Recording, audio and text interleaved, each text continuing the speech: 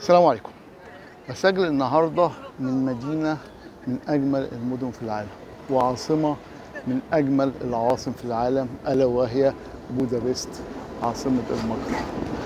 آه، المجر طبعا في أوروبا الشرقية، وللي ما يعرفش أوروبا الشرقية في المباني بتاعتها والآثار أحلى كتير جدا من أوروبا الغربية، لأن مدنها أقدم بكتير وفيها حاجات كتير جدا تتشاف. ناس كتير فاهمين دايما ان فيينا هي من اجمل مدن العالم في العماره. لا، في الواقع ان بودابست احلى بكتير، او ممكن المجر كلها، بس انا بتكلم عن تجربتي في بودابست.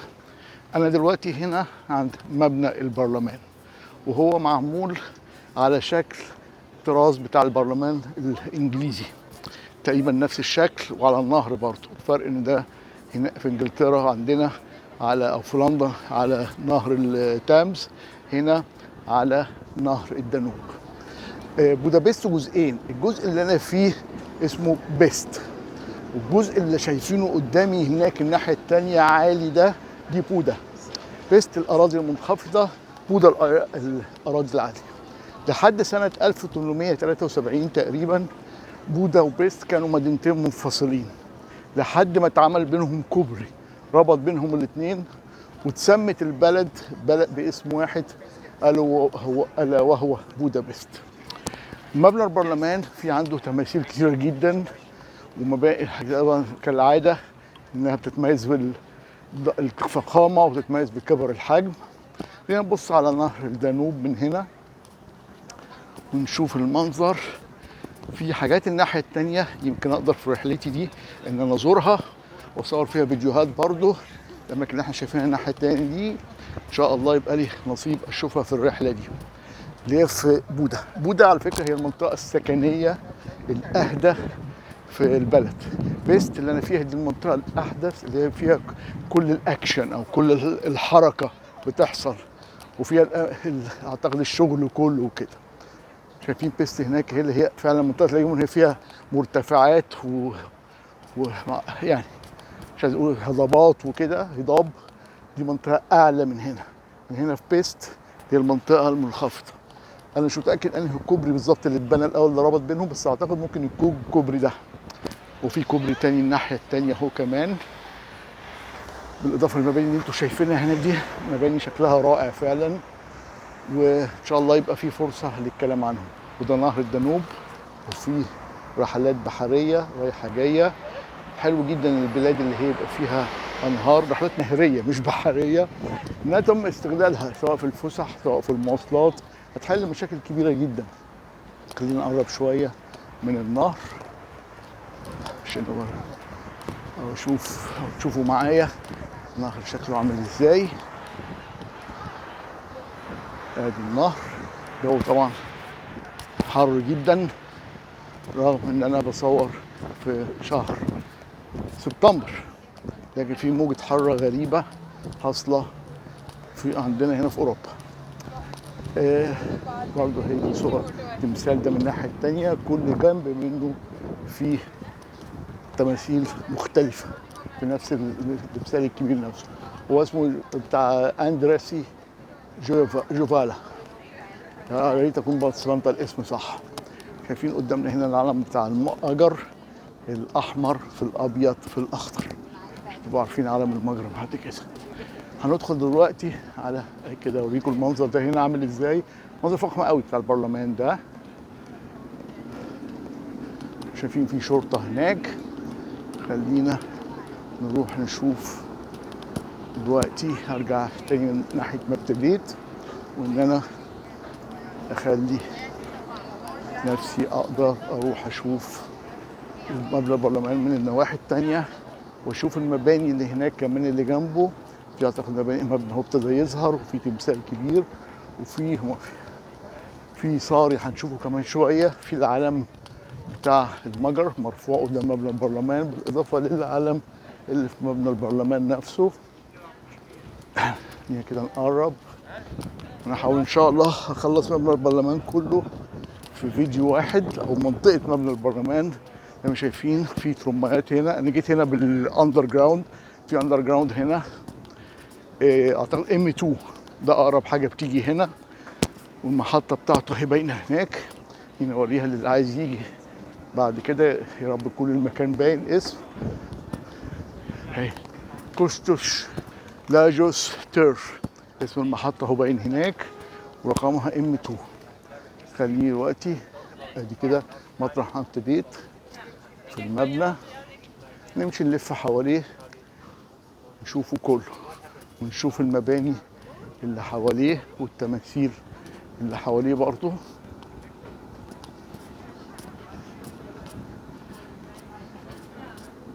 انا اعتقد المبنى الكبير اللي هناك اللي ورا العالم ده اعتقد مبنى حاجه حكوميه، فده برضه تمثال معرفش بيعبر عن ايه، وكان مكتوب ليبرتي، ده التحرير، حاجه عن التحرير او الحريه. بورباترا ليبرتي، ودي حاجه في نصب في ذكرى 25 اكتوبر 1956. انا مش عارف بالظبط ايه اللي حصل فيها، مكتوبه هنا برضه اهي. وادي خلينا نرجع تاني، المبنى اهم من النصب التذكاري ده. زي ما قلت في صاري اهو كبير، وفي العلم بتاع المجر. طبعا شايفين برضو علم المجر هنا، وده اعتقد علم الاتحاد الاوروبي، مش عارف، لا مش مش متاكد الازرق ده ايه، فمش الاتحاد الاوروبي، بيبقى فيه شكل مختلف. دي الساحه بتاعه المبنى، تمثال نشوفه من الناحيه دي، ساحه كبيره قوي حقيقة. انا مش عارف ايه اللي تحت الصاري ده، في حاجات عامله زي تقلات او قنابل، انا حقيقي مش عارفها قوي ايه دي. بس المبنى هنا بنشوفه برضو بتاع البرلمان من الزاويه دي، في اسود تشبه اسود قصر النيل اللي على كوبري قصر النيل في القاهره، للي عارف القاهره. يعني كده، وهجيب تاني مبنى البرلمان، بس خلينا نقرب كده نشوف المباني اللي في المنطقه اللي هنا. طبعا زي معتاد في دول اوروبيه، وزي ما قلت في الفيديو بتاع فيينا او في فيديوهات فيينا، لازم يحطوا تماثيل فوق دايما. في فيينا كانت تماثيل حاجات حربيه والهه اغريقيه وكده، التماثيل هنا مختلفه. التماثيل مثلا في المبنى ده كلهم ستات بتهيألي او رجاله، بس ناس مسالمين، معرفش حقيقي ايه الفرق.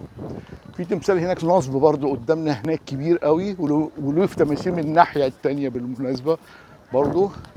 خليني ابعد كده لورا اشوف الصوره هتبقى عامله ازاي لمبنى البرلمان. دي صوره مور او بانوراما اكتر اهي. ده المبنى بتاع البرلمان، وده الخلفيه بتاع اللي كنت هناك اللي كان فيها المترو وكده، اللي بتبقى باينه في الشمس. ده اهي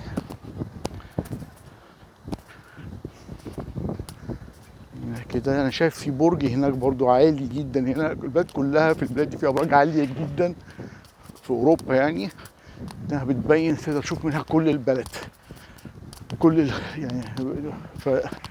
انا ما اعرفش غير برج القاهره، ومش عالي قوي يعني، على حد هو عالي كان زمان بالنسبه للبيوت وكده، لكن ما بقاش بيعتبر عالي قوي مقارنه بمباني كتيره في القاهره.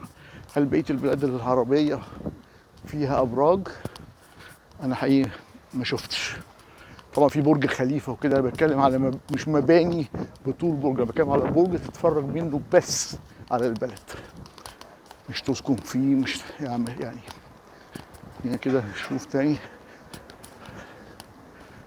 انا حقيقي مش عارف ايه ده بالظبط. ده الناحيه الثانيه من النصب التذكاري اللي هو بتاع اكتوبر ده، 25 اكتوبر 56.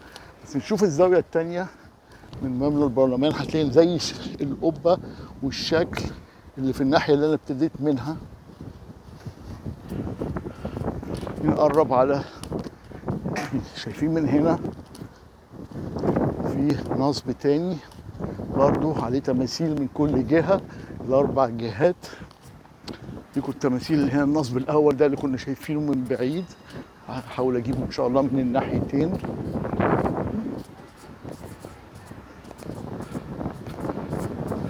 اسمه كوسوس. كوسوس ايوه، معرفش معناها ايه، معرفش اتكلم مجري.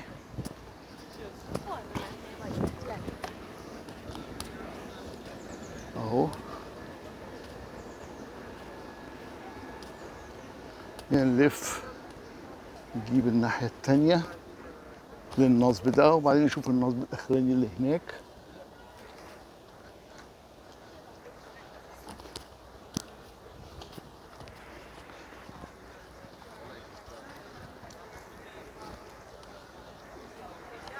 حلاوة المهجر، أنا في رأيي المهجر من أحلى بلاد العالم، بودابست بمعنى أصح من أحلى بلاد العالم، وتستاهل إنها تتشاف. واللي في مقدرته يشوفها أو بيجي أوروبا أو بيجي فيينا أو كده مش بعاد قوي عن بعض يعني. هنا البلاد دي ساعة لساعتين وشوية، هي كل بلد واللي حواليها يعني بالقطارات، وتكلفة السفر مش غالية. ده الناحية التانية من النصب، هروح في الجنب التاني من البرلمان. طبعا الوش الظهر بتاع البرلمان ده على النهر نفسه الدانوب. انا قبل كده شفته لما كنت واخد رحله بحريه، فمش هاخد الرحله البحريه المره دي، هي بتبقى عايزه وقت شويه كده. منظر هنا، هادي الترام. هروح على اخر نصب هنا وابص على الدانوب الناحيه التانيه برضو. في زول تحت مش عارف ده بالظبط مكتبه معرض ايه، بس في حاجه هنا يعني فيستور سنتر، حاجه زي مركز معلومات، زي حاجه للزوار، زي هدايا زي كده.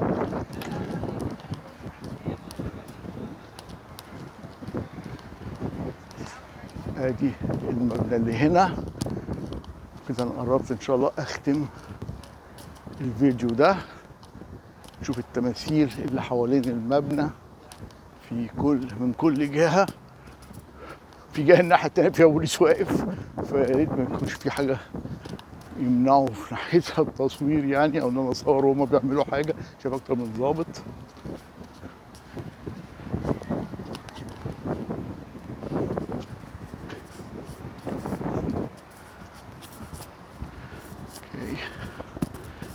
كده المبنى،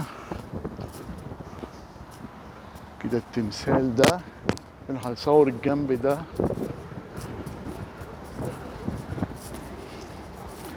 ده حاجة عن الجهاد، عن الحرية، عن التحرير العسكري، وواحدة شايلة البيبي.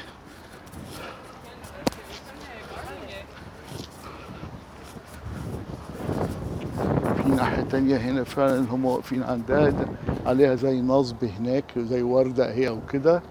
ده كده الجنب ده من مبنى البرلمان. معرفش، انا ممكن ابص هنا من الزاويه دي وانا على النهر اقدر اشوف الوش بتاعه للنهر، او هو يعتبر ظهره لان اكيد وشه اللي جوه اللي عند العلم. في كوبري هناك اهو ماشي عليه، اعتقد اللي هناك ده ترام. اعتقد لازم اكون في الشارع الناحيه التانيه عشان اقدر اجيب الصوره بتاعته. بس ده المبنى اهو. منطقه البرلمان هنا من اجمل المناطق السياحيه في العالم. بودابست من احلى الاماكن السياحيه اللي تستاهل تتشاف. وان شاء الله لفيديو تاني سواء في بودابست او في اماكن تانيه. باي باي.